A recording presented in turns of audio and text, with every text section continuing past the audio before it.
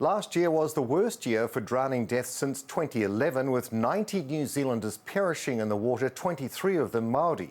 New research shows nearly half New Zealand kids don't attend swimming lessons. This week is New Zealand's first Swim Safer Week, which is aiming to reduce the barriers for whānau by generating funds for swimming lessons.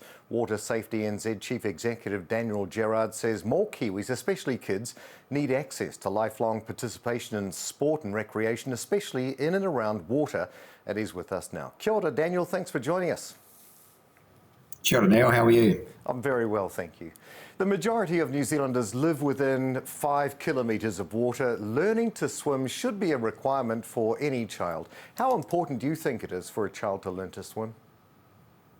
Absolutely crucial. It's one of the first tools in the toolbox that we need youngsters in New Zealand to have. The Ministry of Education's curriculum clearly states that aquatic experiences need to be achieved by the end of intermediate school, but what does that really mean? We believe that it should be swim and survive skills, including learn to swim and being able to move through the water safely.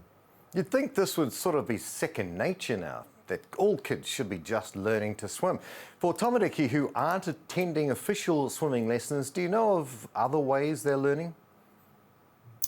Oh, look, we hear anecdotally of lots of situations. We hear of families that spend a lot of time in rivers really do their learn to swim in the awa. They learn how to use the water properly. Others that live in coastal environments, families are going out and doing it, in the beach environment and making sure they all are aware of rips and what it means to be caught in one.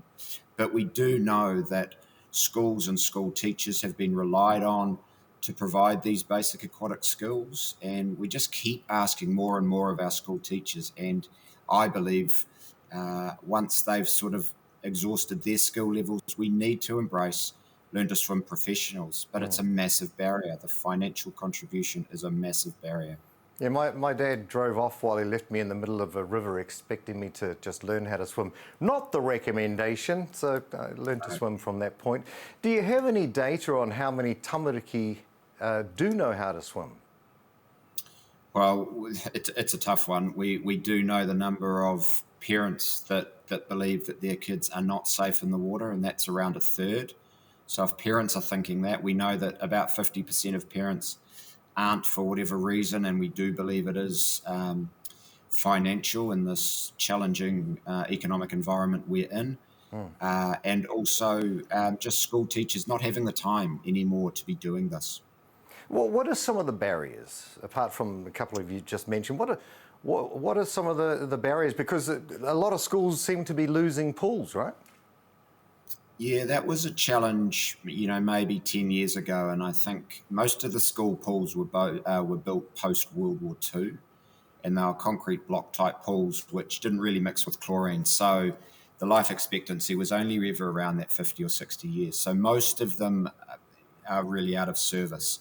Some of the cleverer bunches of schools came together and built sort of community hub pools. That's really the future, that 5 or 6 schools could use one facility. But we do have, a number of council facilities still within accessible areas for families or schools in particular to get to. But the timing of swimming lessons is also challenging if parents are working. It's trying to balance all that, but we know that $20 plus for a half-hour lesson is a massive challenge for some families. Well, talk us through the Swim Safer program. How does it work?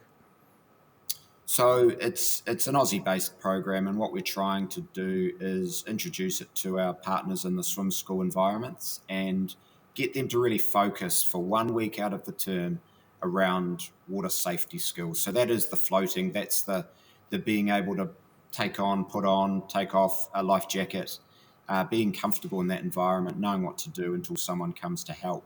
So putting a real focus on that.